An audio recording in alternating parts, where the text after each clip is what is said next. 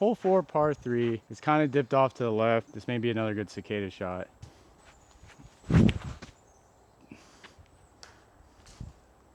I liked it. The trees just didn't. A little bit of an odd camera angle, but I need something to swing out and around. I'm gonna try this zone out and put it on some hyzer. Not really left with much here. I'm gonna try to go up and around here. Probably not the best line, but it's gonna be a double bogey, folks. So I can sink this.